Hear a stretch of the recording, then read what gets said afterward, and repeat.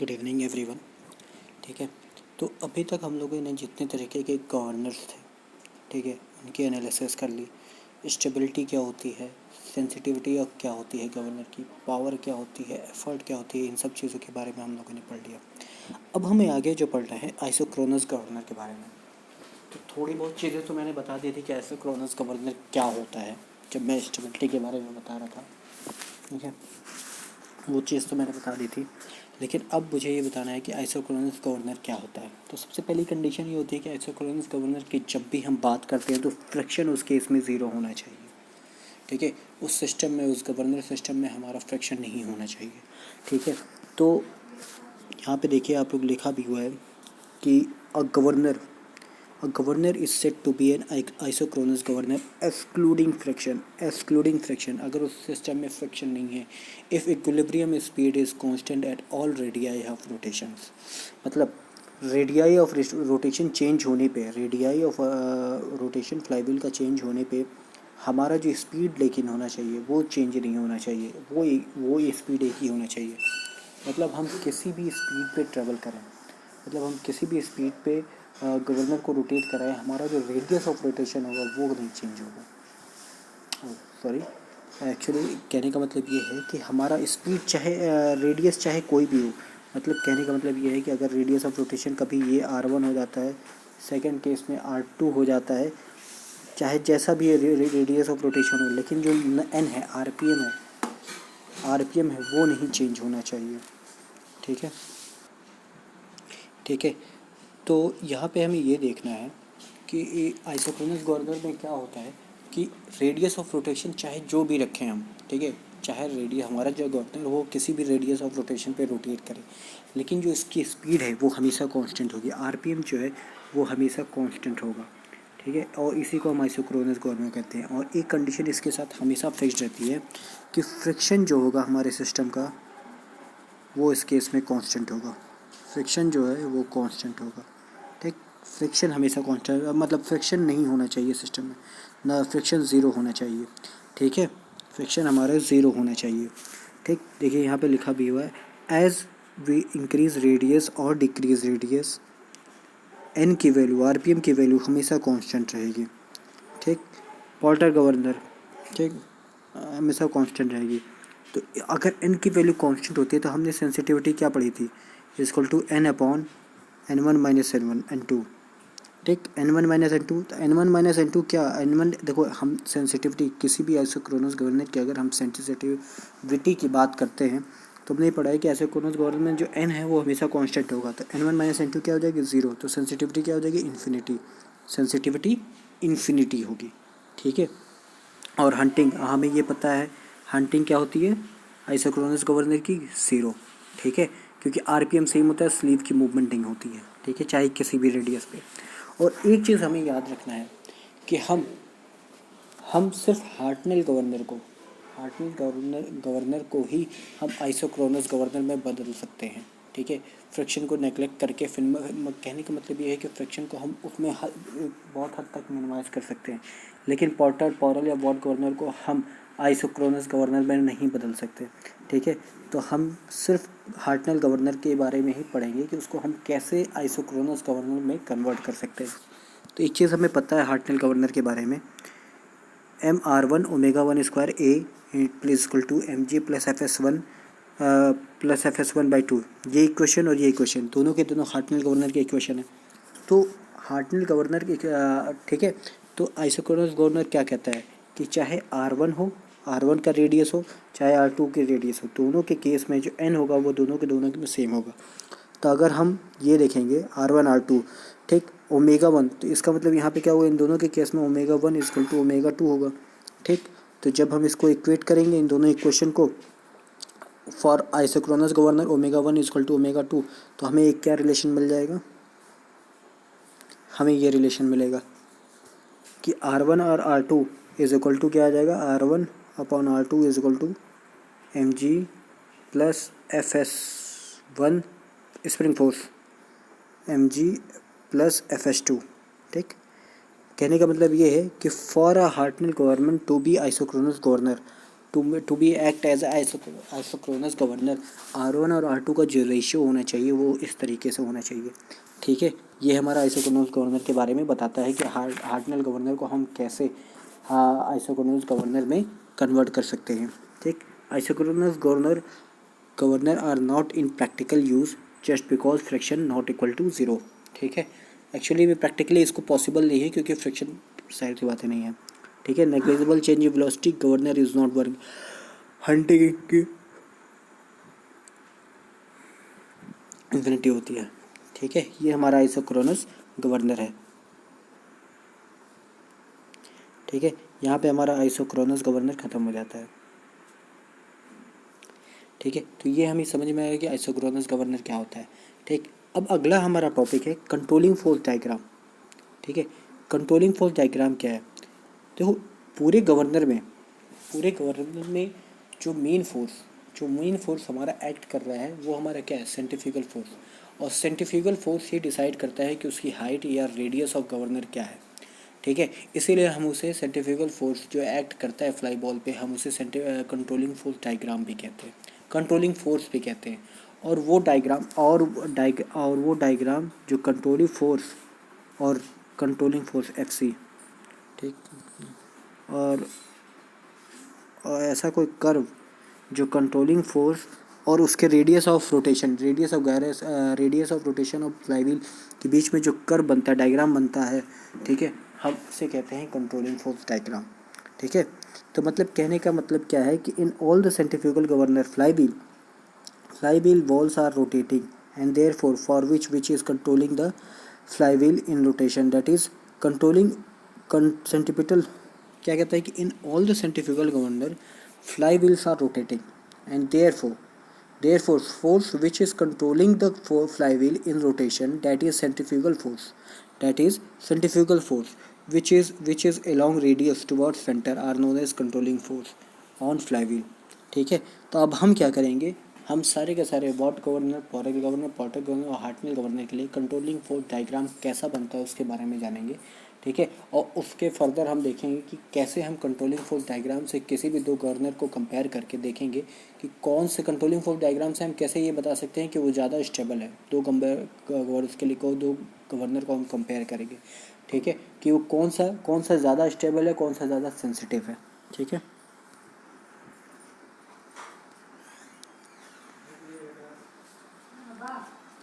What governor, तो देखो सबसे पहली चीज़ क्या है कि वॉट गवर्नर, पोर्टर गवर्नर और स्प्रिंग कंट्रोल गवर्नर।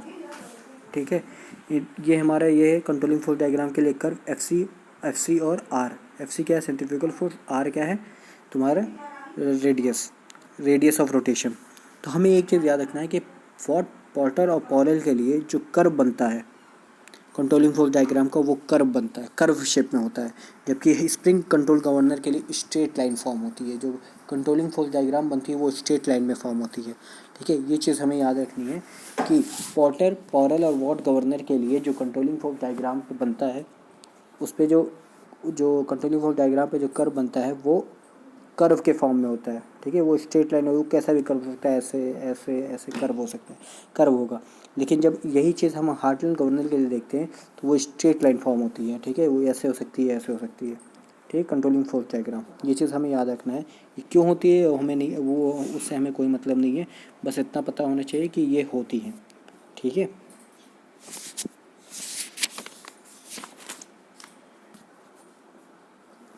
ठीक है, अब यहाँ पे एक चीज़ हमें देखना है।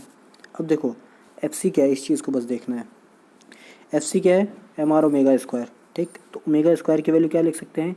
1/m FC/R। ठीक, इसको n स्क्वायर के फॉर्म में लिख सकते हैं। तो यहाँ से देखो ये चीज़ टर्म आ रही है, n = अंडर रूट, या ये कह लें ये कांस्टेंट है क्योंकि मास 60 और 2 पाई तो कांस्टेंट है, और under root of mass m में क्या है, फ्लाईव्हील का मास तो चेंज नहीं हो रहा है तो भी कांस्टेंट है। तो हम इसे ये कह सकते हैं कि n की वैल्यू क्या आ रही है, k FC/R। अब कंट्रोलिंग फोर्स डायग्राम में अगर हम देखते हैं तो R और FC, तो FC/R को हम क्या लिख सकते हैं? tan theta. जो भी डायग्राम बनेगा उसको हम क्या लिख सकते हैं? tan theta. ये क्या है? तो हम इसको n को क्या लिख सकते हैं? n = k × under root of tan theta. ठीक। तो एक तरह से देखो कि स्पीड जो है, जो आरपीएम है, as we increase the speed, ठीक है, as angular rotation of governor जैसे जैसे इंक्रीज़ होगा उसका स्लोप भी इंक्रीज़ होगा, क्योंकि डायरेक्टली प्रोपोर्शनल है। कहने का मतलब ये है कि यहाँ पे जो एन है वो एंगल थीटा जो स्लोप है, जो तुम्हारा गवर्नर है उसके स्लोप के डायरेक्टली प्रोपोर्शनल है। तो हम ये कह सकते हैं कि as we increase the slow ये आरपीएम, उसके साथ साथ जो स्लोप है वो कर्व का स्लोप भी इंक्रीज़ होगा, ठीक है, या डिक्रीज़ करने पे ये डिक्रीज़ होगा, ठीक। तो एक चीज़ यहाँ पे देखो, जब कंट्रोलिंग फोर्स डायग्राम की हम बात करते हैं, जब इसकी स्टडी करते हैं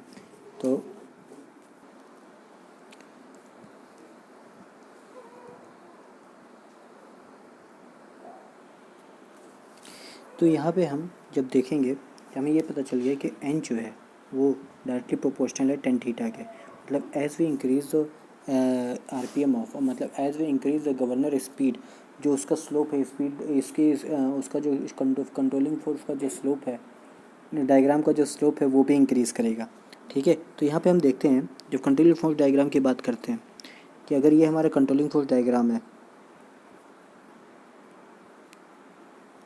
ठीक है, और एफ सी है, ये हम ये कोई भी अगर ऐसे स्लोप है, ठीक है, तो अगर हम ये रेडियस है तो किसी भी एक रेडियस पे अगर हमें उसका स्पीड निकालना है, जैसे R1 इस रेडियस R1 यहाँ पे, तो यहाँ की स्पीड क्या होगी, ये N1, ठीक। और अगर कोई ऐसी लाइन है जो डायरेक्ट N1 को इसके ओरिजिन से कनेक्ट करे, ठीक है, तो हम इसे कहते हैं स्पीड लाइन,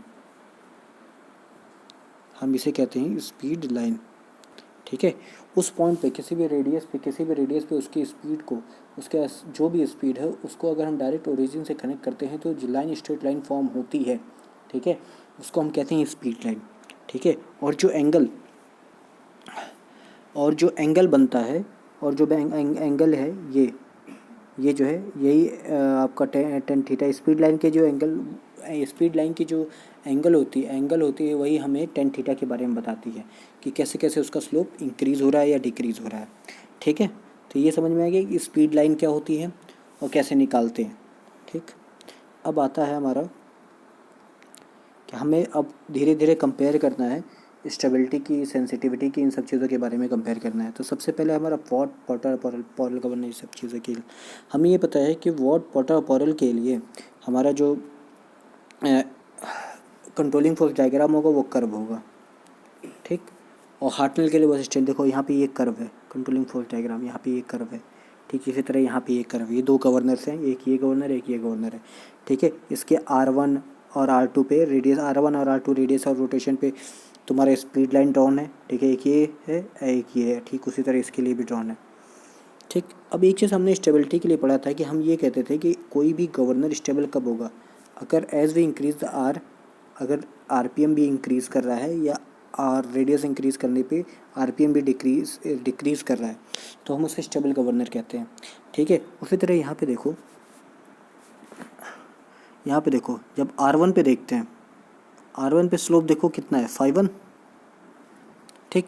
5 स्लोप हमें क्या बताएगा, speed of RPM, speed of governor, ठीक। उसके बाद जब हम R1 से R2 जब गवर्नर के रेडियस कर दिया तो एंगुलर स्लोप कितना बज रहा है, 5 अब यहाँ पे 5 ग्रेटर देन 5 है, ठीक है। मतलब क्या हुआ, N1 is greater than N2 means, और यहाँ पे R1 is greater than R2 है। तो मतलब as we increase the radius rotation, as we increase the radius of rotation of governor, उसका आरपीएम भी इंक्रीज़ कर रहा है, मतलब ये गवर्नर हमारा स्टेबल है, ठीक।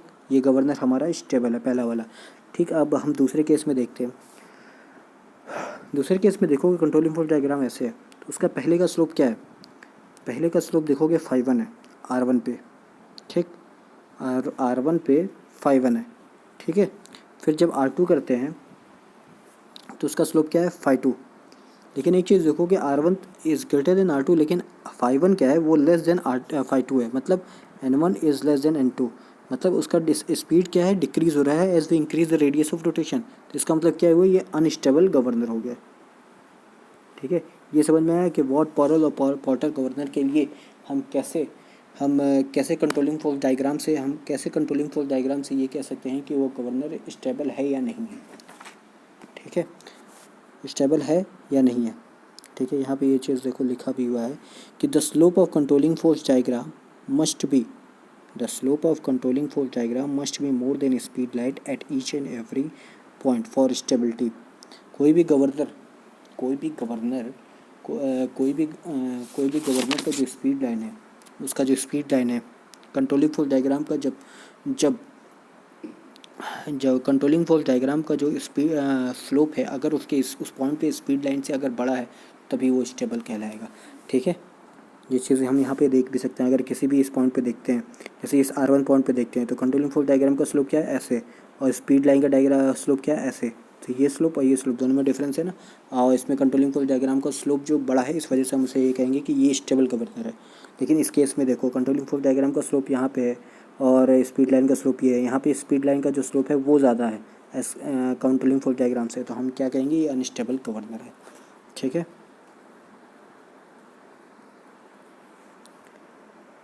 अब हमें ये यहाँ से चेक करना है कि स्टेबिलिटी और सेंसिटिविटी कैसे एक दूसरे से रिलेटेड हैं। फिर हम डायग्राम्स के थ्रू कैसे चेक कर सकते हैं। ठीक है, डायग्राम्स के थ्रू हम इसे कैसे चेक कर सकते हैं।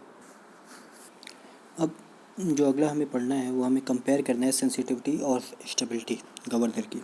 ठीक है, अब जैसे यहाँ पे दो गवर्नर है, एक ये। ठीक है, अब हमें इसमें ये चेक करना है कौन सा ज़्यादा सेंसिटिव है, कौन सा ज़्यादा मोर स्टेबल है। तो स्टेबल तो हम डायरेक्ट पता कर सकते हैं। ठीक है, कि किस में स्पीड लाइन ज़्यादा इंक्रीज़ हो रही है। ठीक है, अब जैसे यहाँ पे R1 है, दोनों के दोनों से जो पोजीशन है, दोनों के दोनों सेम पोजीशन के लिए है। ठीक है, R1 पे स्पीड लाइन यहाँ पे ये है। ठीक है, और R2 पे, तो ये दोनों के दोनों स्टेबल है। ठीक, उसी तरह यहाँ पे ये है। लेकिन एक चीज़ देखोगे कि N1 से N2 के बीच का जो चेंज है, जो स्पीड का जो चेंज है, वो ज़्यादा है एज़ कम्पेयर टू सेकेंड वाले के। ठीक है, यहाँ पे देखोगे फाई डेल्टा फाई डैश जो है वो कम है as compare to phi delta phi. ठीक, तो इसका मतलब क्या हुआ कि जो change for the same slip movement, जो चेंज रिक्वायरमेंट थी इस वाले गवर्नर में, तो सेकंड वाले गवर्नर में वो कम थी as compare to first governor. तो इसका मतलब क्या हुआ कि सेकंड वाला गवर्नर मोर स्टेबल है। ठीक है, मोर सेंसिटिव है। सेंसिटिविटी क्या है कि फॉर फ्रैक्शनल चेंज इन, जिसमें सबसे ज़्यादा मूवमेंट होगा वो ज़्यादा सेंसिटिव होगा। मतलब गवर्नर 2 जो है वो ज़्यादा सेंसिटिव है as compare to governor first. ठीक है, और गवर्नर 1 जो है वो स्टेबल ज़्यादा है। ठीक है, गवर्नर 1 जो है स्टेबल ज़्यादा है क्योंकि उसके साथ जो सेम रेडियस ऑफ रोटेशन के चेंज की वजह से जो वेरिएशन, इसकी स्पीड में जो वेरिएशन है वो ज़्यादा है। ठीक है, तो इस वजह से हम ये कह सकते हैं कि गवर्नर 1 जो है स्टेबल ज़्यादा है, गवर्नर 2 जो है वो सेंसिटिव ज़्यादा है। और ये इन दोनों से ऐसे भी कह सकते हैं, अगर कोई ज़्यादा स्टेबल है तो ज़ाहिर सी बात है दूसरा ज़्यादा सेंसिटिव होगा, क्योंकि सिंस की स्टेबिलिटी और सेंसिटिविटी एक दूसरे के इन्वर्सली प्रोपोर्शनल होते हैं। सेंसिटिविटी। ठीक है, अब आगे आता है। तो अभी तक हम लोगों ने ये देख लिया था कि वॉट पॉटर और पॉरेल गवर्नर के लिए हमारा जो कंट्रोलिंग फोर्स डायग्राम कैसा था ये देख लिया। अब स्प्रिंग कंट्रोल गवर्नर के लिए हमें देखना है। स्प्रिंग कंट्रोल गवर्नर के लिए हमें पहले पता है कि स्ट्रेट लाइन फॉर्म होती है, जैसे कि यहाँ ये देखो स्ट्रेट लाइन। ठीक है, ये स्ट्रेट लाइन है। ठीक है, स्ट्रेट लाइन फॉर्म हो रही है। ठीक है, स्प्रिंग कंट्रोल गवर्नर के लिए स्टेबल कब होती है, जब उसका एक्स एक्सिस पे इंटरसेप्ट होता है। अनस्टेबल कब होती है, जब उसका वाई एक्सिस पे उस स्ट्रेट लाइन का इंटरसेप्ट होता है। ठीक है, इंटरसेप्ट होता है। आइसोक्रोनस कब होती है, जब वो ओरिजिन से स्ट्रेट लाइन पास करती है। इंटरसेप्ट मतलब y=mc(x+c), ये जो c है, c इंटरसेप्ट कहलाता है। ठीक है, जब स्ट्रेट लाइन हम 11th-12th में पढ़ते हैं तो उसमें ये होता है इंटरसेप्ट क्या होता है। ठीक है, जब लाइन के बारे में पढ़ते हैं तो यहाँ पे देखो एक्स एक्सिस पे इसका इंटरसेप्ट है। ठीक है, अनस्टेबल के केस में इसका वाई एक्सिस पे इंटरसेप्ट है, और जब आइसोक्रोनस होती है तो वो उसके ओरिजिन से होके पास करती है। ठीक, अभी तक हम लोगों ने जो भी कंट्रोलिंग फोर्स डायग्राम की बात की थी उसमें क्या था कि जो हमारा कंट्रोलिंग फोर्स डायग्राम है वो विदाउट फ्रिक्शन के लिए हम वर्क कर रहा था। ठीक है, हम ये एज्यूम कर रहे थे कि हमारा जो आइसोक्रोनस गवर्नर या जो भी है वो विदाउट फ्रिक्शन पे काम कर रहा है। लेकिन अगर मान लो कंट्रोलिंग फोर्स डायग्राम हमें ऐसे सिचुएशन के लिए बनाना हो जहाँ पे फ्रिक्शन भी हो, क्योंकि फ्रिक्शन तो हर जगह है, तो हम ये अगर ये करते हैं तब, तो यहाँ पे क्या हो जाएगा, हम ये एन स्क्वायर इक्वल टू ये वाला फॉर्मूला यूज़ करेंगे। At one equilibrium position there are infinite equilibrium speed. तो इससे क्या होगा कि सेम हाइट के लिए हमें इस फाइनाइट नंबर ऑफ इस इक्विलिब्रियम स्पीड मिलेगी। वो डिपेंड करेगा कि हमारा फोर्स ऑफ फ्रिक्शन की वजह से वो कैसे वेरी कर रहा है, उसकी वजह से। जैसे एफ़ की वैल्यू कुछ भी हो सकती है। एफ़ की वैल्यू क्या है? एफ़ की वैल्यू क्या है? Greater than equal to 0 less than और equal to mu into N की बात। तो इस वेरिएशन की वजह से 0 से म्यू एन के बीच में जब ट्रेवल करने के बीच में एफ़ की वैल्यू कुछ भी हो सकती है, और उसके according M G plus minus F की वैल्यू भी चेंज होगी, और उसके अकॉर्डिंग एच तो सेम है लेकिन एन की वैल्यू उसके साथ ही चेंज होगी।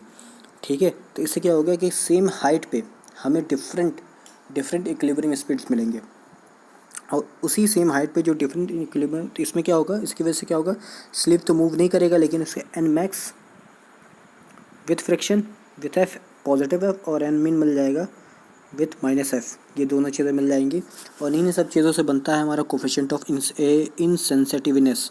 ठीक है, ये क्या होता है, एन मैक्स जब प्लस एफ लेके चलते हैं, माइनस एन माइन जब माइनस एफ मतलब friction, force of friction upon N. ये क्या है, इन दोनों के सम का एवरेज है, कैलकुलेटेड एट सेम हाइट। ये सारे के सारे एक सेम हाइट पे कैलकुलेट करते हैं, और इस हाइट को उस एन मैक्स और एन मिन के बीच का जो डिस्टेंस होता है उसको इनसेंसिटिव जोन कहते हैं। इनसेंसिटिविटी जोन कहते हैं। ठीक है।